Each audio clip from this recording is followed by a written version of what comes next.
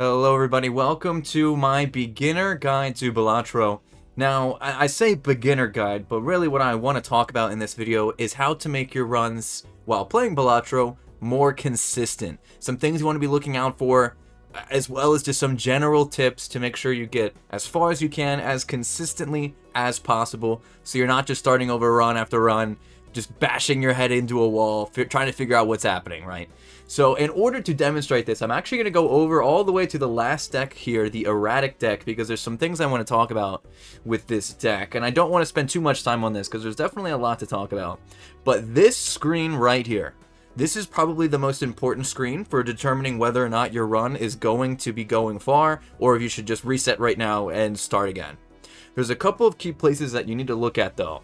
The first one, right here, these two skip blind, I believe they're called tags, right? So these are going to be really important, especially if you're doing some higher chip runs, like gold token runs, where you're just so at a disadvantage from the get-go that the start is something you need to be taking advantage of.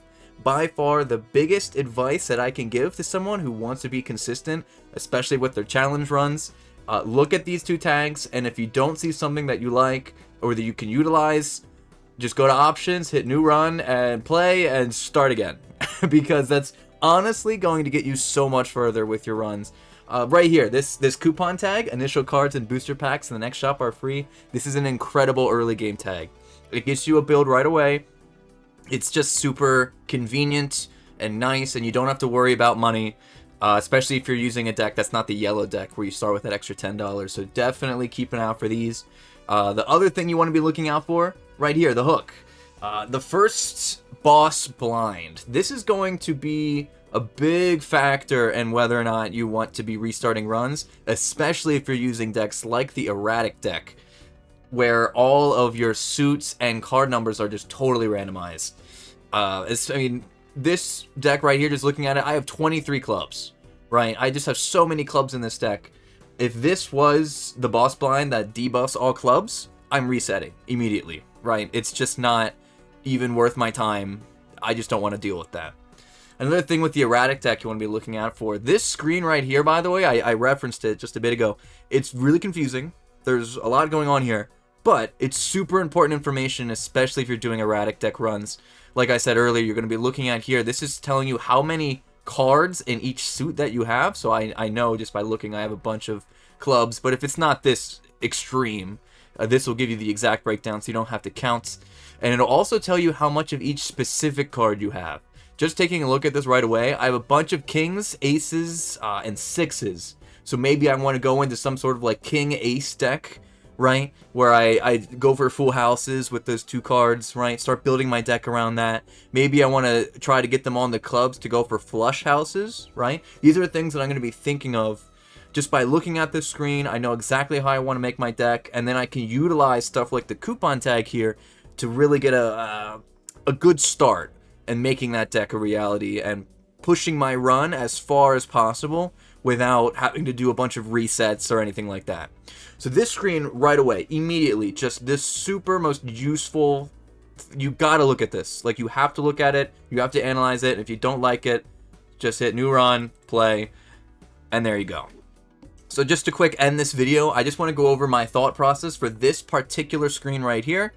The first thing I'm noticing, by the way, the pillar. This is an interesting, very interesting boss blind where all cards played previously this ante are debuffed. So immediately I see this and I think, okay, how good are these two tags? Because I probably want to skip both of these blinds so I can go into the boss blind without any debuffed cards, right? That's the first thing on my mind.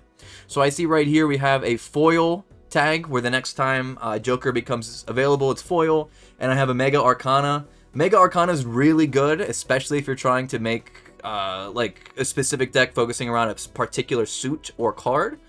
But I don't know if I want to take this yet because I want to look at my deck first. So a pretty even split on the suits here. 15 spades, 15 diamonds, nothing too crazy there. Alrighty, look at this right here. 9 eights. This is a really good number on a really good card, especially if you have a lot of your eights in a particular suit. I have 4 eights in spades, 3 in clubs, none in diamond. No diamond eights at all. So looking at all of that, I'm thinking, okay, the 8-ball deck where you have a pair of 8s, you get a free planet card. Maybe pair that up with like a flush 5 sort of situation where maybe I want to put all of my 8s into spades, considering I have no diamond cards with 8s in them. So I'm thinking maybe like a flush 5-8 deck with the magic 8-ball joker and so on and so forth. Like, that's what I'm thinking of right now. I really like this Arcana pack for that reason, because it will help me. Hopefully I can get into like a switch cards into the spades suit, right? Maybe I can pull that one. Maybe it's just copy a card, like just try to get more 8s as much as I can here. This is okay. I mean, I'm not too excited about this, but you know, it's fine, and it'll make it so I can get past the pillar no problem. And so I'm thinking, yeah, let's ride with let's go with this. Let's see what happens here. Let's see if I can get some cards here that'll help me get to 8s. This one right here, and look at that. I have my 8. I don't like my diamond cards being the second most popular one, so I'll change a diamond to a spade, make it with the death card into an 8, and just like that, already in a really good spot. I don't really have too much use for the Hermit card or the Temperance card, considering I don't have any jokers or money, and I don't want diamonds, so I'll probably just make a random wild card here just to get an enhanced card into my deck in case I run into driver's license. Then I'll go into my thing, and look at this, 3 8s already. So I'm just automatically thinking 4 8s. This will get me past, if I do these right now, this will get me past the 600, but I don't want to do that quite yet. I want to try to go for the 5 of a kind right here. This is what I want to get, because this will unlock the 5 of a kind planet card for later in the run. And just like that, I'm off to a flying start with my erratic deck playing the pillar, and I get a free foil joker coming up, and it's certificate, which is fine, I guess. This is an okay one. So there you have it, just a quick little beginner guide to keeping your runs consistent, specifically on how to start off your run, your challenge runs, your high chip runs, stuff like that. Keep this in mind and you'll go far. Thank you for watching. If you like this video, give me a like, subscribe if you're new, and I will see you in the next one. See ya.